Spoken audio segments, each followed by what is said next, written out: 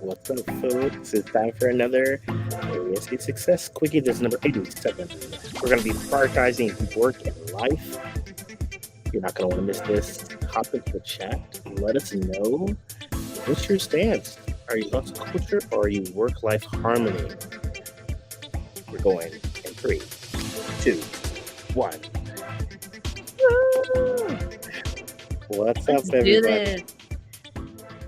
I'll fade out the music like a true DJ. That's amazing.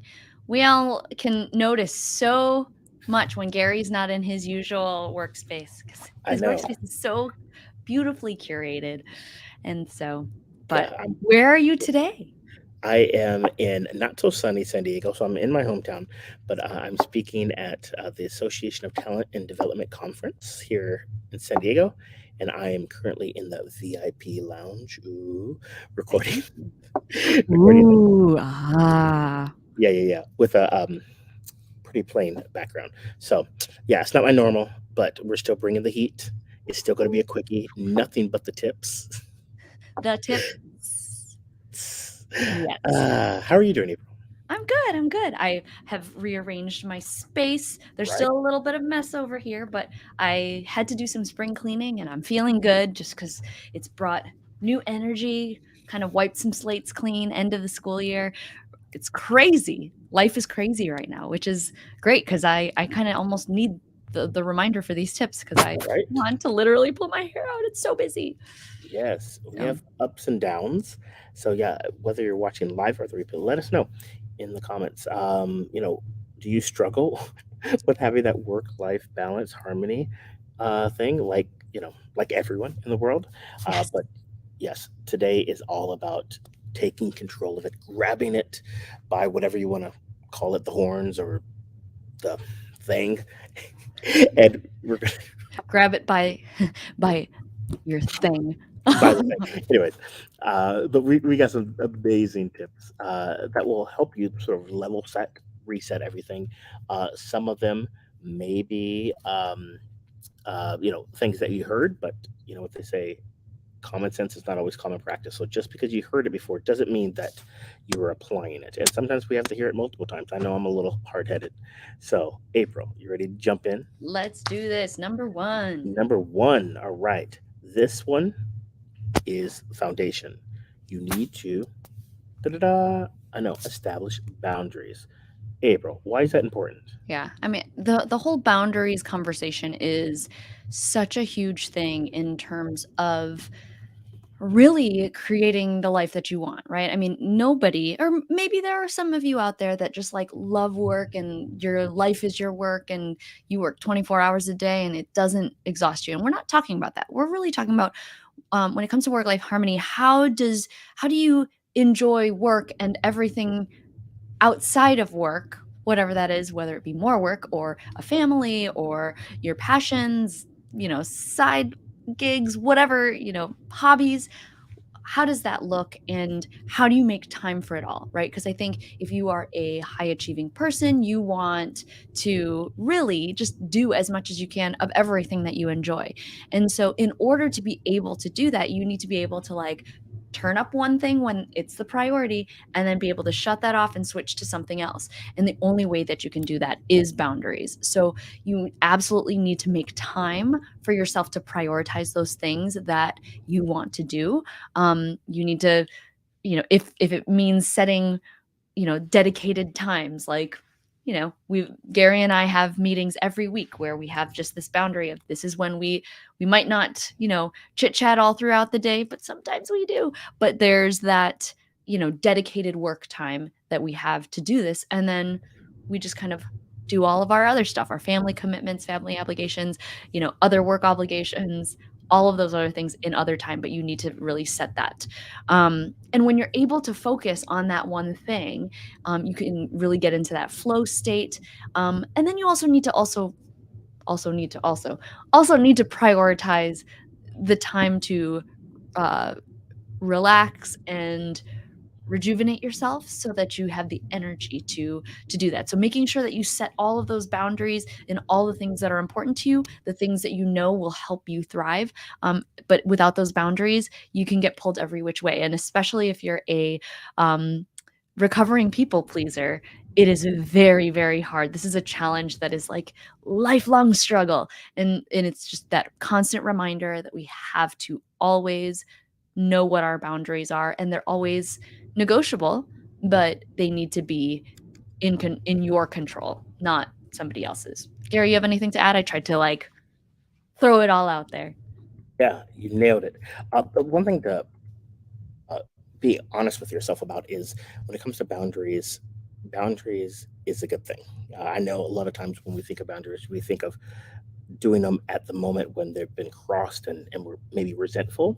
But people who value themselves and value other people, they set boundaries. And at this conference that I'm at, that is a discussion point that is happening so many times about real leaders. They set boundaries, and real leaders respect other people's boundaries. So if the reason why you're hesitant to set boundaries is because you don't, think, you don't want to upset anyone and rock the boat, just trust me that this will help you get that balance, that harmony that you're looking for. So, and as it pertains to rest, because we set boundaries so that we can have rest and rejuvenate.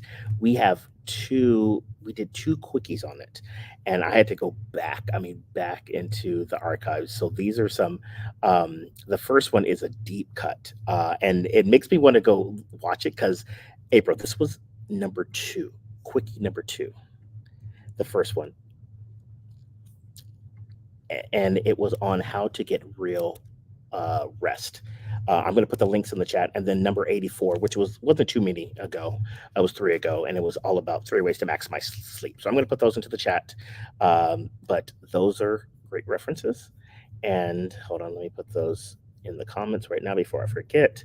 But yeah, check them out. Some more resources for you. And now we are going on to number two. And this is April. This is her baby. So April, kick it off. Develop processes.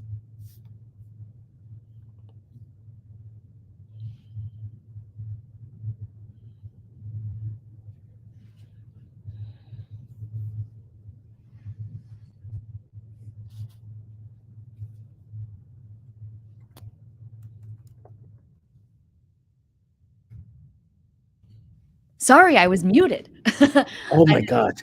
I was freaking out for a second because I Oh, thought it was me. no, And no, no, no, you're good. Okay, okay, sorry, start again. okay, Develop start processes. over. Develop processes. You guys, I was seeing how good of lip readers you were. Okay, I am so freaking out right over here. I'm like, is it me? And I was about to like comment you, and I'm like, I don't know if I can hear you. All right, okay, game on. take 2 and go.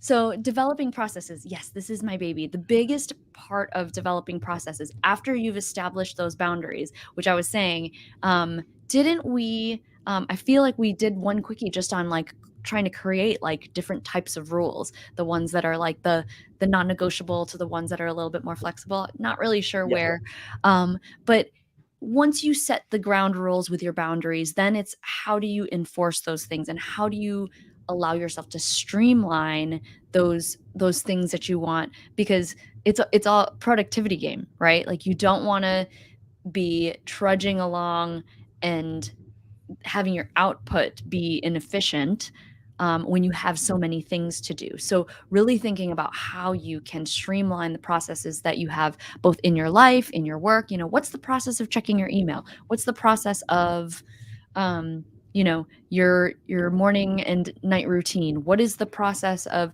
when you have to do things out of the house versus in the house? What is your process at work? You want to think about what when's your most productive time of the day, like really understanding how you can kind of almost game the system of your life to make things more efficient is key.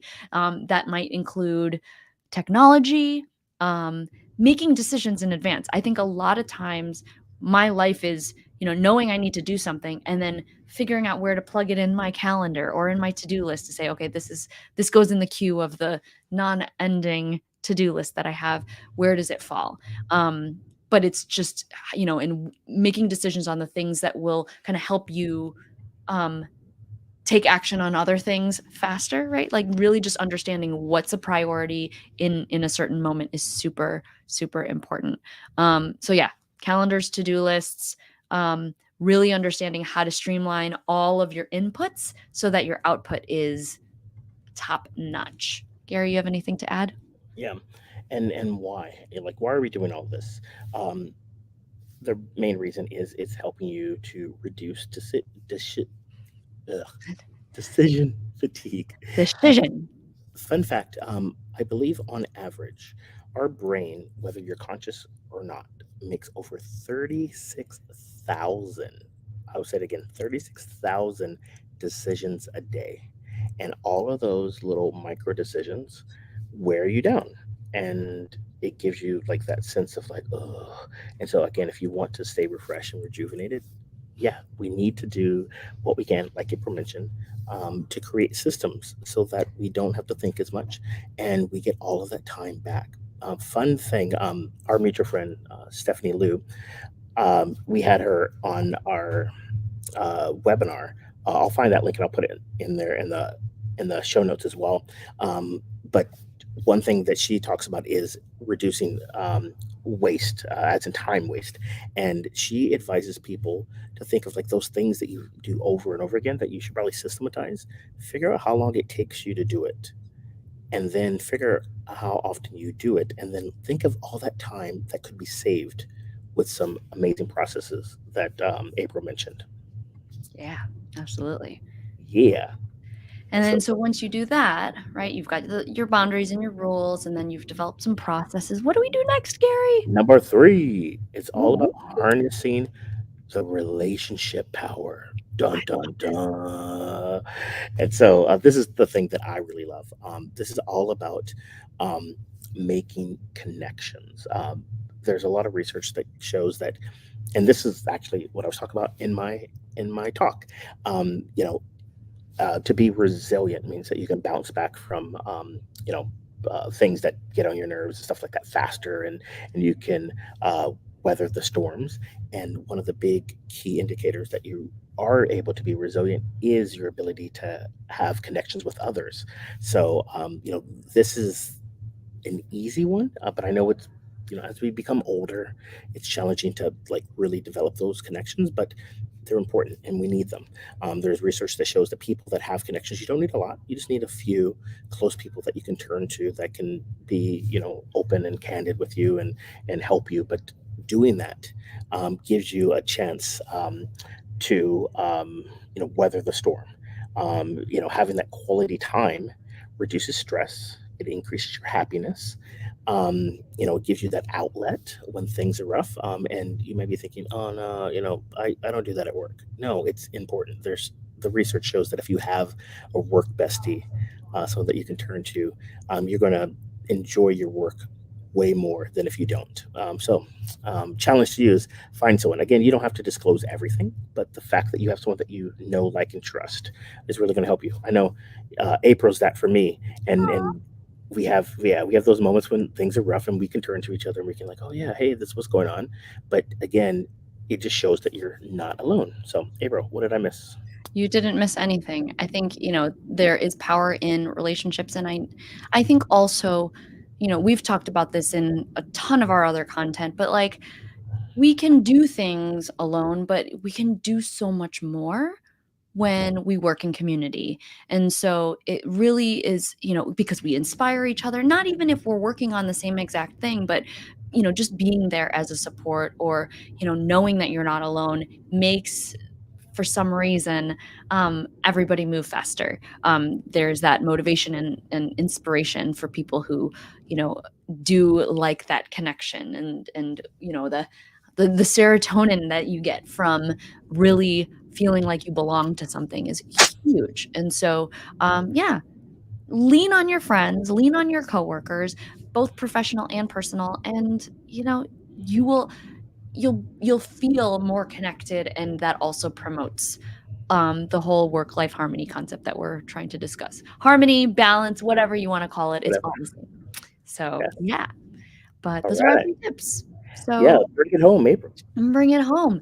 These are tips that we are um, sharing with you as part of our amazing community, the Accountability Success Circle. We are a intimate group of people who are focused on creating intentional goals and helping each other execute by holding each other accountable in a fun, healthy, happy way. We do not promote hustle culture. So, yes, there's accountability, but it's in a very loving and motivational way. And, we just want to make sure that we have the freedom to live our lives the way that we want to. And that's what we support. So, if you're looking for a community to be a part of, come join us at the Accountability Success Circle. The link is below, accountabilitysuccesscircle.com. We are super fun. We play, we work hard, and we play harder. So, yeah, come check us out. We've got a free trial for 2 months, only till next Wednesday. So jump on the bandwagon. You can just try it out for free if you don't like it. But I think you will. I think you'll like it. I think you So, will as well. all right, come hang out. So, We're fun. You want to be a part of us. Yay! yeah. So, the next See you time. later. See ya, folks. Bye.